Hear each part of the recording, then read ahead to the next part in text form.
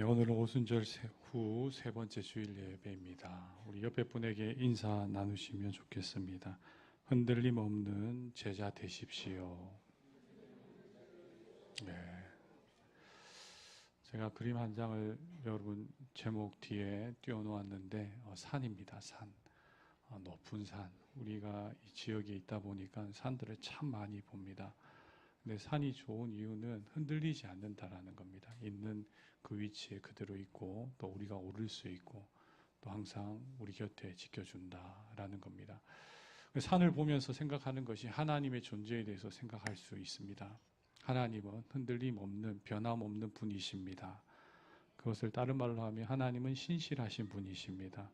약속을 지키시고 우리 가운데 든든한 반석이 되어 주십니다. 이런 표현들이 다 산에 대한 이야기죠.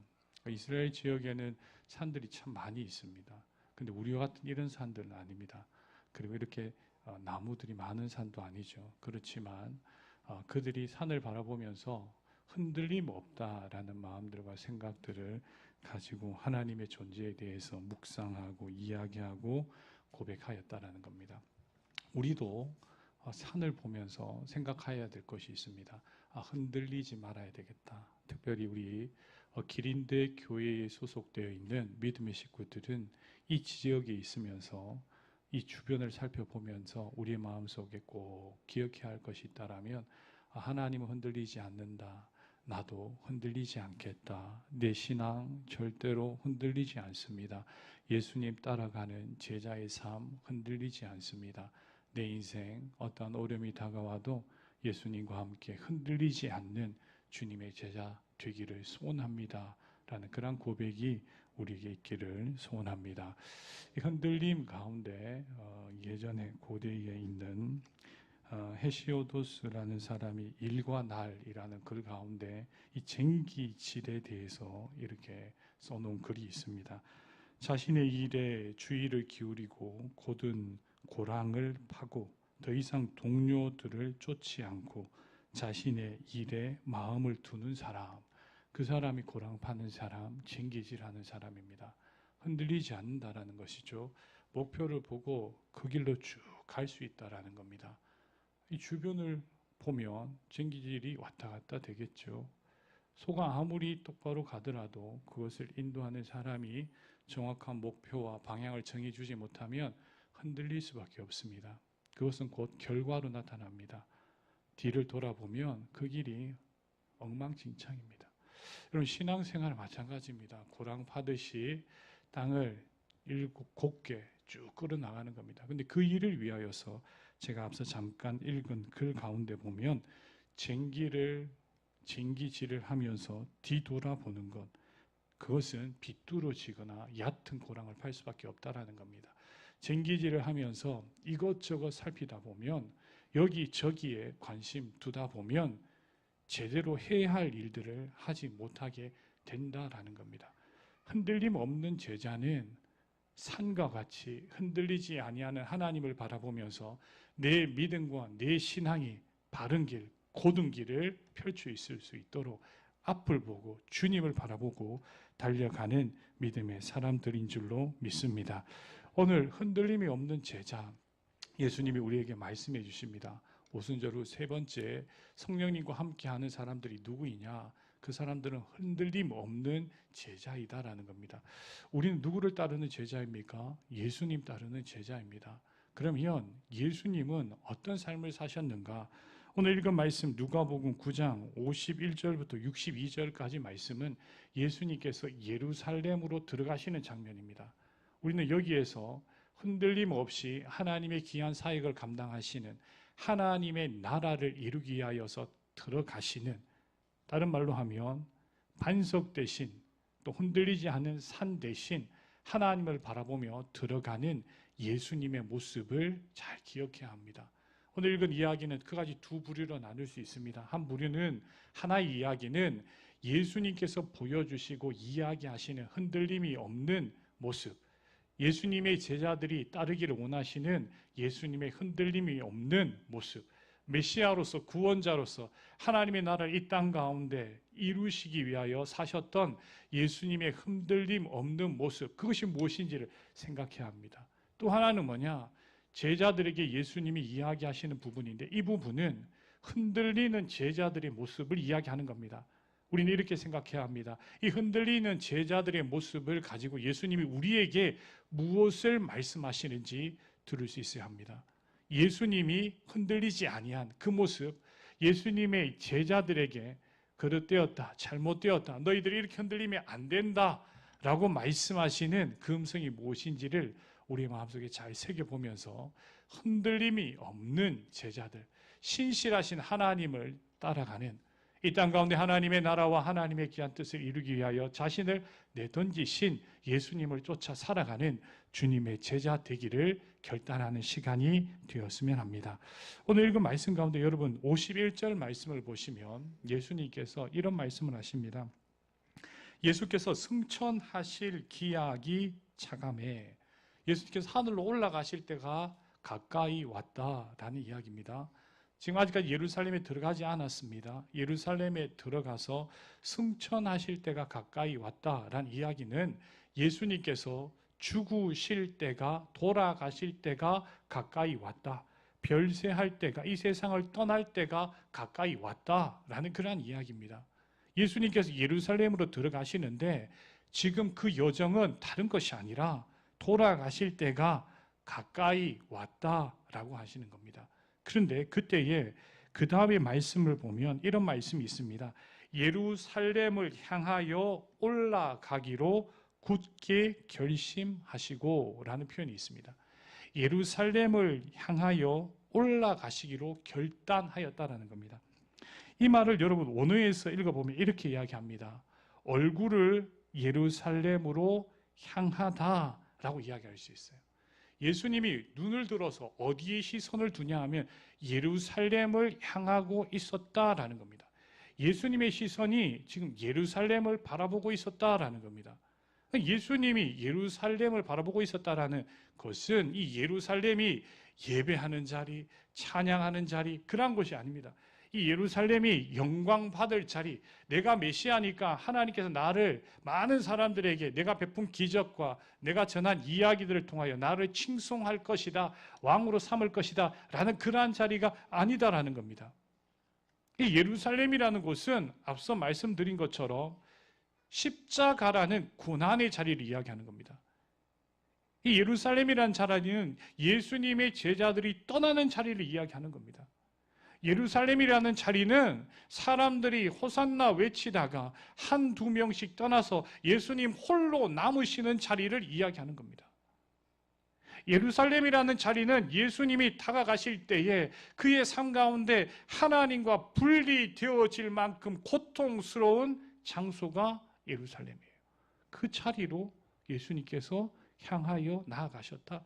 예수님의 얼굴이 예루살렘을 바라보셨다. 여러분 성경 말씀에 보면 예수님이 예루살렘을 보며 우십니다. 왜 우셨을까요? 예수님이 왜 예루살렘을 향하여 보셨을까요? 인간적으로 생각하면 자기가 완전히 없어지는 자리고 자기 육체가 찢어지는 자리고 물과 피가 완전히 다 섞여지는 자리인데 왜 그 자리를 바라보시고 그 길로 나아가시려 하였습니까? 다른 것이 아니에요. 예수님께서 십자가 지시기 위하여 들어가신 거예요. 예수님께서 얼굴을 향하여 그것을 바라보신 이유는 뭐냐? 내가 거기에 가서 하나님의 사랑을 전하기 위하여 십자가 지시기 위하여 들어가시겠다라고 결단하신 거예요. 예루살렘을 향하여 얼굴을 들었다라는 이야기는 예수님의 마음 가운데 온 마음이 하나님이 세상을 이처럼 사랑하시사 희생제물로 나를 보내셨으니 내가 십자가에 죽어서 온 인류를 구원하는 하나님의 구원의 방법을 이 세상 가운데 나타내 보여주겠다라는 그 마음으로 예루살렘에 들어가셨다라는 겁니다. 이렇게 이야기할 수 있습니다. 예수님이 얼굴을 예루살렘으로 향했다라는 것은 십자가와 구원의 사역, 다른 말로 한마디로 이야기하면 하나님의 나라를 위하여 그것을 향하여 들어가신 겁니다. 흔들리지 않는 제자 누구이냐? 예수님이 가신 그 십자가의 길을 쫓아가는 주님의 사람들인 줄로 믿습니다. 자, 이런 거예요. 하나님의 말씀을 이루기 위하여 고난이 있다라는 거예요. 예루살렘으로 들어가는 길은 편안한 길이 아니에요. 하나님의 나라를 이 세상 가운데 나타내게 하기 위하여서는 예수 그리스도 하나님의 아들이 친히 고통당해야 된다는 거예요. 하나님을 위하여 예수님께서 고난 당하셔야 하는 그 자리가 예루살렘이에요. 이것을 결단하시고 나아가신 것이 예수님이에요. 근데 여러분, 아쉬운 것이 무엇이냐? 예수님께서 이 굳은 결심을 하고 들어갈 때에 야고보와 요한이, 자, 예루살렘이 여기 있다라면 이제 지나가는 길이에요. 어디를 거쳐가냐 하면 사마리아라는 땅을 지나갑니다. 사마리아와 유대는 좀 서로가 좋지 않은 사이예요. 유대인들은 사마리아인을 인정하지 않고 사마리아인들도 유대인을 인정하지 않아요. 근데 예수님과 예수님의 제자들이 지나가는데, 예루살렘을 향하여 나아가고 있는데, 이런 거죠. 정확히 위에서부터 내려오는 거예요. 내려오다가 사마리아 지역을 지나다가 예루살렘으로 들어가는 길인데, 가다가 보니 사마리아에 머물려고 하였을 때에 사마리아 사람들이 예수님과 예수님의 제자들을 인정하지 않는 겁니다. 그래서 그때에 야고보와 요한이 이런 이야기를 합니다. 여러분, 한번 같이 한번 54절 말씀을 한번 같이 한번 읽어보면 좋겠습니다. 다 같이 54절 다 같이 함께 읽겠습니다. 제자 야고보와 요한이 이를 보고 이르되 주여, 우리가 불을 명하여 하늘로부터 내려 저들을 멸하라 하기를 원하시나이까? 무슨 이야기냐면 이런 겁니다. 예수님, 우리가 예수님의 능력을 보았습니다. 예루살렘에 들어가기 전에 이 땅 가운데서 우리와 함께 사시면서 하나님의 역사가 예수님 통하여 나타난 것을 보았습니다. 예수님은 못하실 일이 없는 줄 저희들은 압니다. 믿습니다. 우리 주 예수 그리스도는 세상의 그 어느 존재도 함부로 할 수 있는 존재가 아닙니다. 그런데 이 사마리아 사람이 우리가 생각할 때 너무나도 천한 그들이 하나님의 아들 예수님이 지나가시는 그 길을 못 지나가게 하고 거기에 머물기를 원하지 않으니 하나님의 아들이신 당신의 이름으로 우리가 불을 내려서 저들을 뭐 잃어버릴까요? 이런 이야기예요. 엘리야가 바알과 아세라 신들과 싸워서 하나님께 간구하여서 불이 내렸듯이 우리가 불을 내리라 하여서 저기에서 사마리아 성을 태워버릴까요? 이런 이야기를 한 거예요. 여러분, 어때요? 예수님이 예루살렘을 향하여 얼굴을 들고 들어가시는 모습과 야고보와 요한이 지금 사마리아 성에 불 내려주십시오 하는 모습이 일치합니까? 전혀 일치하지 않아요. 예수님의 능력을 인정하는 것 같습니다. 하나님의 아들로 놀라운 권능이 있다라고 이야기하는 것 같아요. 하나님을 신뢰합니다라고 말하는 것 같습니다. 그런데 그 중심이 지금 예수님이 가진 그 마음과는 다른 거예요. 뭐라고 표현하냐 하면 승리주의에 빠진 사람들을 이야기합니다. 하나님이 내게 이런 은혜를 주셨습니다. 이게 이런 능력을 주셨습니다. 그거 가지고 뭘 하느냐 하면 나를 위하여 하는 거예요. 사람을 두렵게 만들고 그 사람들을 어렵게 만드는 거예요. 이 제자들 야고보와 요한이 가지고 있는 아주 잘못된 모습이 불 내려서 없애버릴까요? 예수님 그 능력이 있지 않습니까? 라고 흔들리면서 지금 예수님과 다른 길로 가려고 하는 거예요. 여러분, 제자들은 분명히 알았습니다. 예수님이 오병이어의 기적도 일으켰고 죽은 자도 살리셨고 그런 병든 자도 일으켰으며 듣지 못한 사람을 듣게 만드셨고 보지 못한 사람을 보게 만들었어요. 얼마나 큰 능력이에요. 그거 가지고 뭘 위한 것인지를 모르는 거예요. 예수님이 그 능력을 행하기 위하여서 뭘 위하여서 그 능력을 행하셨는지 모르는 거예요. 예수님은 예루살렘에 들어가서 십자가 지시며 하나님의 아들이 얼마나 당신들을 위하여 사랑하시는지를 나타내 보이시기 위하여서 그 기적을 나타내지 않고 예루살렘으로 들어가시는데, 지금 예수님의 제자들이 하고자 하는 것은 그들이 무시당하였다, 그들이 어떻게 보면 인정받지 못하였다, 예수님을 인정하지 않는다 하여서 불내려 달라고 하는 거예요. 그 능력을 사용해 달라고 하는 거예요. 이건 아주 잘못된 이야기입니다. 그릇된 제자들의 모습이에요. 오늘 이 땅을 사는 그리스도인들이 생각해야 할 것이 있습니다. 하나님 우리에게 축복을 허락해 주실 줄 믿습니다. 여러분 인생 가운데, 기도 가운데 하나님 응답해 주실 줄로 믿습니다. 그런데 그것 가지고 뭘 할 거냐라는 거예요. 하나님 내게 이런 귀한 것들을 주셨습니다. 나의 자녀에게 복도 주셨고 내 삶에 수없이 많은 여러 가지 어려운 가운데도 건져주셨으며 내게 물질도 주셨습니다. 내게 지혜와 힘과 위치도 주셨습니다. 그래서 뭘 할 거냐라는 거예요. 어디로 나아갈 거냐라는 거예요. 예수님이 눈을 향하여 보는 것은 예루살렘이신데 하나님의 사랑과 하나님의 나라를 이루기 위하여서 십자가의 길로 나아가시겠다라는 건데, 하나님의 뜻을 이 땅 가운데 드러내기 위하여, 하나님의 나라와 의를 드러내기 위하여 자신을 던지겠다고 하시는 것인데 그런 길을 선택하지 않아요. 이거는 제자로서 엄청나게 흔들린 거예요. 예수님은 저기 계신데 내가 완전히 저쪽을 보고 가는 거예요.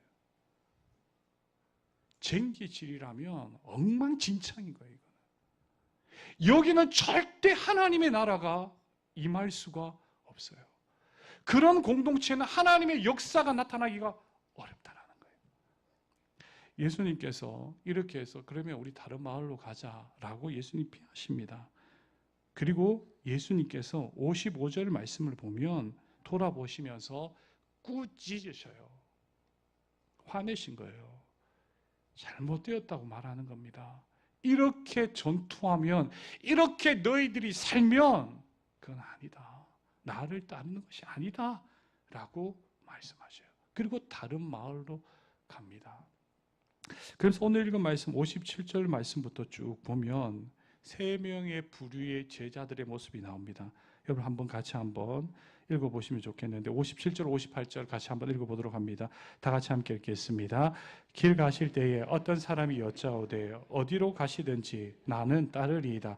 예수께서 이르시되 여우도 굴이 있고 공중에 새도 집이 있으되 인자는 머리 둘 곳이 없다 하시고, 예수님 지금 아셨어요. 뭐라고 말하느냐 하면 이 사람은 예수님 따라갈 때 예수님께서 원하시는 좋은 자리를 지금 생각하는 거예요. 안락함을 추구하는 거예요.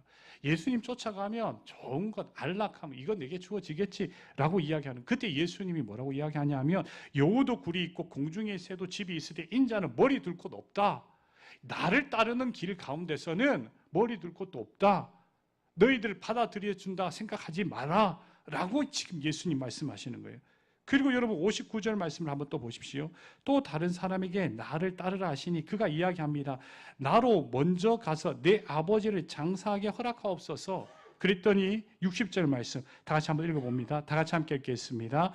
이르시되 죽은 자들을 장사하게 하고 너는 가서 하나님의 나라를 전파하라 하시고, 지금 뭔가 흔들리는 거예요. 뭐라고 흔들리느냐? 예수님께서 나를 따르라 라고 이야기했더니 나로 먼저 가서 내 아버지를 장사하게 허락하여 주십시오 라고 이야기해요. 이 이야기를 네 아버지를 무시해라, 네 어머니를 섬기지 말라, 이런 이야기가 아니에요. 여기서 말하고 싶은 것은 뭐냐 하면 네 아버지 섬기는 것이 가장 중요한 거다. 근데 그것보다 우선하여 나를 따르는 것이 너에게 필요하다라는 이야기예요. 여기 장사를 지낸다라는 이야기는 아버지가 딱 죽고 난 다음에 바로 장례를 치는 그것을 이야기한 것이 아니라, 보통 유대인들은 1년 정도 지나면 그 뼈를 거두어서 가족묘에 넣어놔요. 그런 이야기를 하는 거예요. 그런데 이 시간 가운데서 우선순위가 네가 무엇인지를 선택할 수 있어야 한다라는 거예요. 그 우선순위 가운데 나를 따르는 일들을 해야 한다라는 거예요.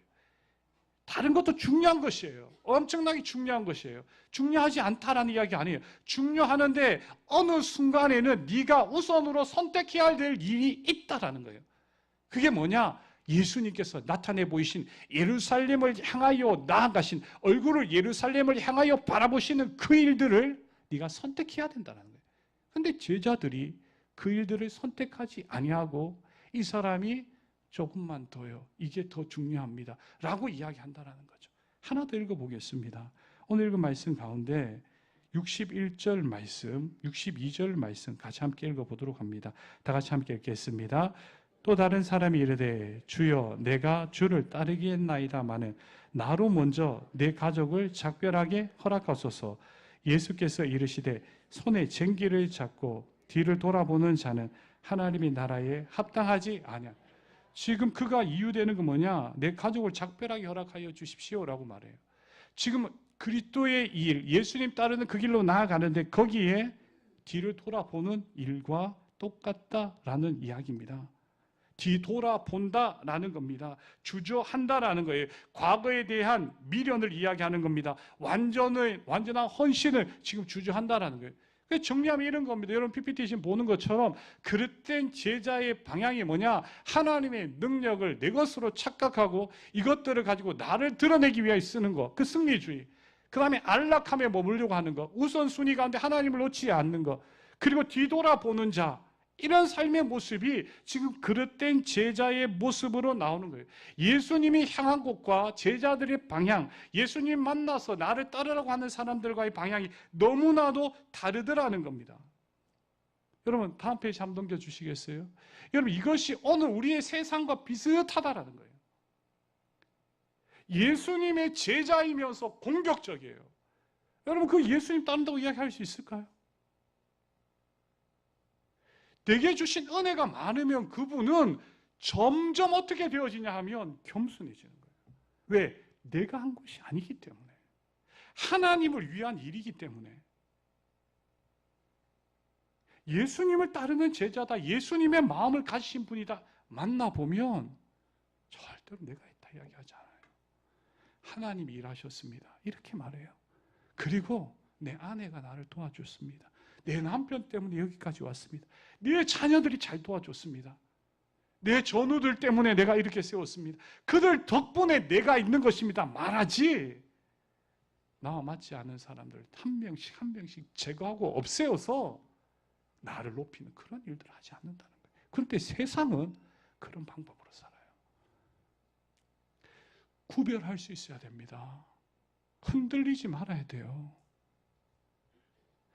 내게 주신 것을 가지고 나의 안락함만을 찾는다라면 그건 지금 세상의 방향을 쫓는 거예요. 하나님이 내게 주신 마음이 있는데 또 미루고 또 미루고 그러다가 1년 뒤, 2년 뒤, 3년 뒤 10년 동안 내 삶 가운데 하나님의 말씀을 순종하는 기쁨이 없고 미루다가 하나님의 나라를 전혀 경험하지 못하게 만드는 것이 세상의 방향이에요. 주님이 일을 한다고 하면서 계속 옛 생각만 하는 거예요. 과거의 상처와 아픔, 슬픔. 여러분 이것은 세상의 방향입니다. 예수님께서 이런 방향을 말씀하시지 않으셨어요. 예수님께서 우리에게 그것을 주시지 아니하였습니다. 예수님의 방향은 이것입니다. PPT를 보여주십시오.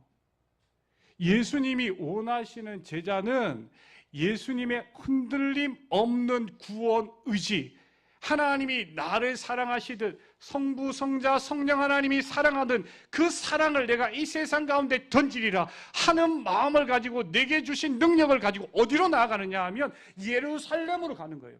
십자가지로 나아가는 거예요. 그리고 그 가운데 부활하게 하시는 하나님의 능력을 온 땅 가운데 전하여서 이 땅 가운데 하나님이 얼마나 크고 놀라우신지를, 그 사랑이 얼마나 우리를 감격하게 하시는지를 알게 하시는 거예요. 이것을 전하는 사람이 예수님께서 원하는 제자예요. 그 사람은 되도록이면 나의 안락함을 자꾸만 벗어나려고 그래요. 고난과 희생을 감수하는 자리에 나를 자꾸 내어놓아요. 어려운 일들에 대하여서 하나님 나와 함께 하심을 알기에 힘든 자들이 있으면 그들이 나와 함께 하기에 자꾸 거기에 감수하는 거, 희생 갖고 나는 우선순위를 하나님의 나라에 두는 거예요. 어떻게 더 사랑해볼까? 어떻게 하나님의 능력이 이 땅 가운데 더 드러날 수 있을까? 여기에 초점 맞추는 거예요. 그래서 그들이 집중하는 건 뭐냐? 하나님의 나라의 길을 내기 위하여서, 그 고든 길을 내기 위하여서 뒤돌아보지 않고 주님 바라보며 나아가는 거예요. 마지막 하나만 더 말씀드릴게요. 오늘 제가 여러분들과 나누고 싶은 내용의 핵심 PPT 다음 한번 따라해 보십시오. 흔들림 없는 제자가 됩시다. 피아노 좀 쳐주시고요. 이게 제가 여러분들하고 나누고 싶은 마음이에요.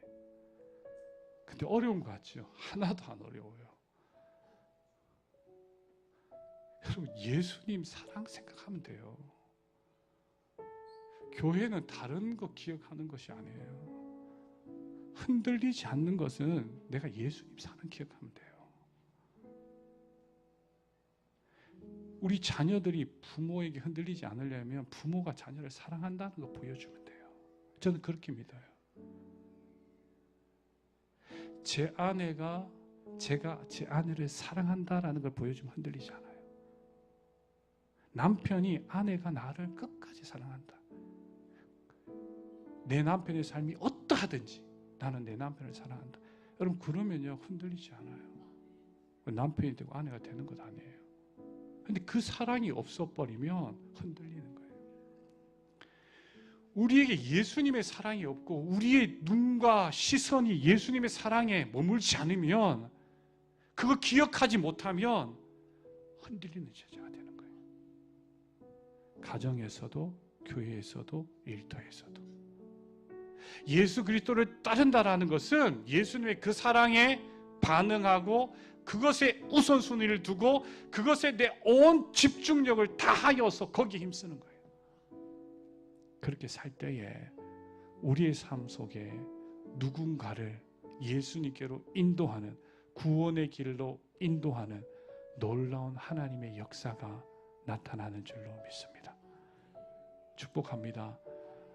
우리 길대교회에 속한 모든 믿음의 식구들 흔들림 없는 제자 되시기를 예수님의 이름으로 축복합니다.